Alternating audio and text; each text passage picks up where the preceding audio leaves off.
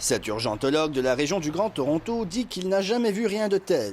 I had never seen somebody present to the emergency room that late after a fracture, and I didn't know whether I could move it after about 2 weeks. Fracture de bras, crise cardiaque, même un cancer non diagnostiqué. Des médecins du sud de l'Ontario s'inquiètent depuis qu'ils remarquent que les patients évitent les salles d'urgence des hôpitaux, ce qui peut avoir des conséquences graves, voire fatales. Même si les unités de soins intensifs de l'Ontario regorgent de patients atteints de la COVID-19, le Dr Scott Kapoor dit qu'il y a parfois si peu de patients aux urgences que des médecins attendent en se tournant les pouces. There's a general pattern I noticed that during the day it may be a bit busier and then it tends to drop off in the evening to the point where we have just doctors sitting around doing nothing.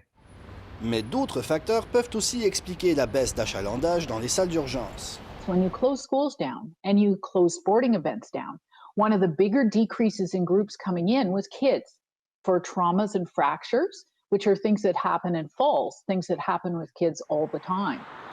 Même si l'on met ces facteurs de côté, les experts s'entendent. Il n'y a aucun doute que la baisse d'achalandage aux urgences est due à la peur de la COVID-19. Ils rappellent que ce genre d'aversion entraîne des retards dans les soins prodigués aux patients qui seront difficiles à rattraper. Lorsqu'on opère, c'est un patient qui est beaucoup plus malade. Il a déjà soutenu des problèmes du muscle. Il y a moins de muscles qui fonctionnent. Et ça leur fait beaucoup plus à risque des complications dans la chirurgie, après la chirurgie. La présidente de l'Association médicale de l'Ontario est catégorique dans son message aux Ontariens. Et on ne voit pas grande transmission entre les patients dans les salles d'urgence ni dans les médecins de famille, dans les bureaux médecins.